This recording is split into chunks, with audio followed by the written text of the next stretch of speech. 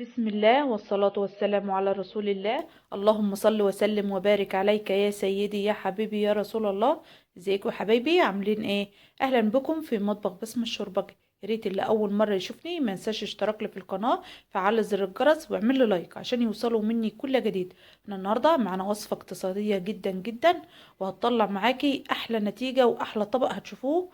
بإذن الله هعمله لكم بطريقة بسيطة جدا وسهلة، ومكوناتها كلها موجودة عندنا في البيت. طبعا انا معايا هنا ربع فرخة، شايفين ربع فرخة؟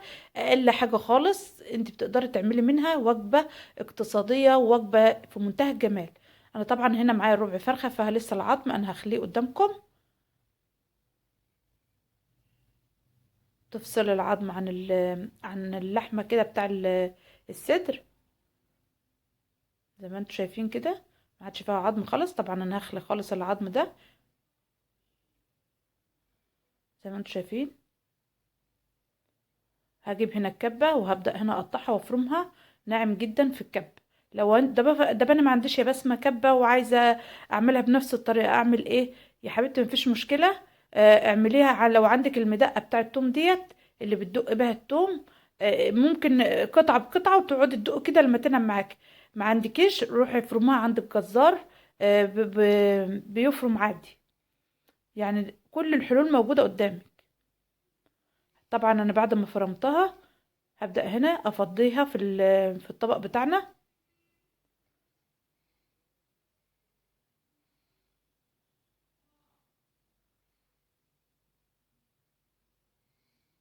وهبدأ هنا هقول لكم على المكونات وانا شغالة برضو ايه اللي هنحط على الربع فرخة دوت. هنحط عليه ايه؟ انا معايا هنا نص حزمة شبت على كزبرة. ده نص حزمة، ما تكتريش قوي عشان ما تقدرش منك قوي. ومعايا هنا بطاطسية واحدة وبصلة وبيضة. شايفين كمية البساطة؟ ومعايا هنا بقسماط. طبعا انا هاخد البقسماط حسب ما العجينة هتلم معايا. هبدأ هنا طبعا المبشورة انا مش راضية اعمل كله في الكبة.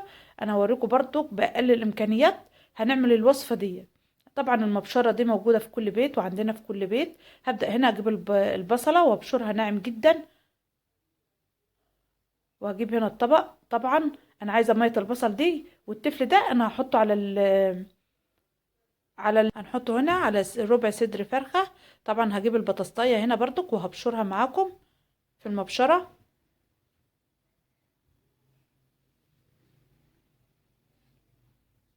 انا مش راضيه افرم في الكبه عشان انا عايزه برضك انا اعمل البطاطايه قوي. يعني اللي ما عندوش كبه يقدر يعملها برضك، الامكانيات دي كله على ايده. طبعا هتدنتك تكسري في البطاطس كده. انا ما بحبش اسلقها، انا بحب كل حاجه بطبيعتها. هبدا برضك اعصرها خالص من الميه. ما شاء الله هتنزل ميه، كميه ميه كتير جدا من البطاطايه. شوفوا كميه البطاطايه نزلت ميه قد ايه. طبعا انا مش عايزه الميه دي عشان ما تفكش مننا الكفته بتاعتنا. هبدا انضف حواليا كده. طبعا انا خدت طفل البصل، وخدت هنا البطاطسية عصرتها من المية بتاعتها. وهبدأ اجيب هنا نص حزمة الشبت على الكزبرة، وهبدأ هنا اخرطها ناعم جدا. طب ليه انت محطتش كله على بعضه وفرمتيه مرة واحدة في الكبة؟ عشان انا مش عايزة مية البصل ولا عايزة مية البطاطس. انا عايزة مية البصل عشان هصبع بيها في الاخر، انما مية البطاطس مش عايزاها عشان ما تفكش مني الكفتة بتاعتنا. تمام. هبدأ هنا احط البهارات. انا هحط معلقة صغيرة ملح، ونص معلقة جوز الطيب. اهم حاجة جوز الطيبة دي بتخلي ريحتها جميلة جدا. ما عندكيش جوز الطيبة هات بهارات لحمة. ونص معلقة فلفل اسمر. دي بس البهارات اللي هتتحط عليه. وابدأ هنا احط البيضة، واقلب الخليط ده كله مع بعضه، او المكونات دي كلها مع بعضها. طب البيضة انت حطاها ليه؟ البيضة حطاها عشان تمسك المكونات كلها مع بعضها، ما تفكش الحاجة منك.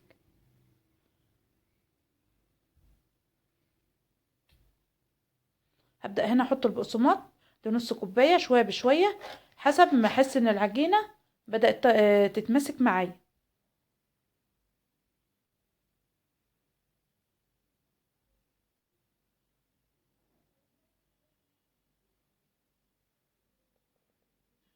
بحط معلقه بمعلقه كده لما احس ان العجينه اتمسكت.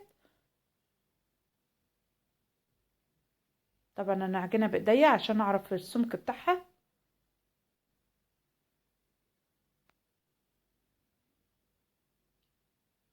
انا يا جماعه ما بحبش البس الجوند ولا متعوده عليه. انا في بيتي بشتغل بايديا، ببقى غاسله ايديا وعارفه ان نظافه ايديا. فبعمل كل حاجه بايديا، ما بحبش انا البس جوندات ولا الكلام ده. هبدا هنا، انا حاسه ان هي خشنه شويه، فهبدا اجيبها في الكبه. انا صحت قايله لكم قبل كده الكبه بتاعت المريضه، بس خلاص الحمد لله هي شغاله بتشغلنا برضك. وخلاص انا فرمتهم في الكبه الحمد لله. اجيب هنا طماطميه وابدا هنا ابشرها على على ميه البصل. مش هحط ملح ولا اي حاجه، لان انا مبهره الكفته بتاعتنا ومظبطه ملحها، فانا مش عايزاها تبقى حادقه معايا. انا كده مية مية مظبوطه يعني. طبعا انت بتدوق برضك الحدق بتاعك حسب حدقك انت. انا بحط انا الحدق بتاعي، انا ما بحبش الحاجه حدقها عالي قوي. هبدأ هنا اجيبها صبحها. انت لو عايزة تصبعها صبعها، عايزة تعملها كور براحتك، عايزة تعملها يعني دواير براحتك. التصبيع اللي انت عايزاه زي ما انت هتصبعيه. انا طبعا هنا هصبحها. ممكن انت بقى تجيبي لو حابة تخزنيها، تجيبي هي الاطباق الفويل بتاع الفريزر، وترصي فيها، تعملي كده وترصي تصبعيها وترصيها في قلب الاطباق وتغلفيها بالاسترتش، وتحطها في الفريزر تبقى جاهزة عندك في أي وقت، وتنفع برضو كل رمضان. تبقى جاهزة عندك في أي وقت. زي ما انتم شايفين حضراتكم، شايفين ربع صدر فترة عمل معايا كمية قد ايه. تفرزيها، وفي أي وقت حابة تطلعي، ما عندكيش مثلا الوقت وكده، هتطلعي الطبق أو كده وتعمليها على طول. طبعا أنا هجيب هنا طاسة غير لاصقة، أو طاسة أي طاسة عادية عندك. هبدأ هنا أحط كمية زيت بسيطة خالص، لان هي اصلا ما بتشربش زيت. وطبعا انا معايا هنا فحمايه حطها على النار. انا بحبها تاخد ريحه الفحم. الفحم ده اختياري يعني، حسب انت بتحبها، بس صراحه الفحم بيديها ريحه في منتهى الجمال، كانك شويه على الفحم. هبدا هنا لما الزيت سخن معايا، ما سخنش قوي عشان ما يحرقهاش منك، وتبقى لسه ما استوتش من جوه، على نار متوسطه. وابدا هنا ارص في الصينيه كده او في الطاسه. ممكن ترصيها وتحطها في الفرن عادي.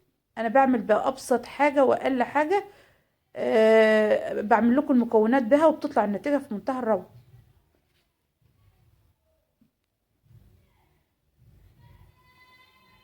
طبعا هنا انا معايا هنا الطبق اللي هطلع واحط فيه. انا جايبه هنا العروق بتاع الشبت والكزبره قطعتهم عشان هطلع الكفته عليها. طبعا بتاخد الريحه ما شاء الله، بتبقى جميله جدا ريحه الشبت والكزبره ديت برضك. هبدا هنا اقلب ما شاء الله، ولا فكت ولا اي حاجه، والصبع بصبعه. شايفين بتقلب معايا بكل سهوله. مشي على المقادير دي، وباذن الله باذن الله هتطلع معاكم النتيجه هتبهركم والله العظيم. حاجة يعني من ربع صدر فرخة. شايفين عملنا طبق محترم من الكفتة. كفتة الفراخ البسيطة السهلة، المكونات كلها موجودة عندنا في البيت. يعني انت لو عندك فرخة ممكن تشيلي بس الربع بتاعها كده، وتعمليه طبق جانبي كده، بيبقى في منتهى الجمال، وحاجة شيك وحاجة جميلة جدا، وهتحبها ان شاء الله. خلاص هي كده ما شاء الله احمرت كده، مش عايزة اغمقها عن كده، هي كده ما شاء الله استوت. شايفين ما شربتش زيت خالص. ممكن تعمليها بانيه، يعني لها افكار كتير جدا. هبدأ هنا اجيب هنا الطبق او غطا او اي حاجة، وهبدأ هنا احط فيه الفحماية. وهجيب هنا من الزيت اللي انا قاليه فيه الكفتة ديت. هحط هنا معلقة الزيت ديت على الفحماية، واغطيها واسيبها. خلاص. وبعد ما شاء الله ما خدت ريحة الفحم بتاعنا، بدأت ارصها في الطبق بتاعنا. شايفين الشياكة بتاع الطبق، وطبق جميل جدا. ينفعك في العزومات، ينفعك في رمضان، ينفعك في اي وقت ما شاء الله. وحاجة شيك وحاجة بسيطة جدا. من ربع صدر فرخة عملنا كمية قد ايه من الكفتة في منتهى الجمال. شايفين قلبها مفتح وجميل ازاي، مع ان ما حطتش لا بودر ولا خميرة الحلويات ولا اي حاجة. ومتماسكة وجميلة وطرية في منتهى الجمال.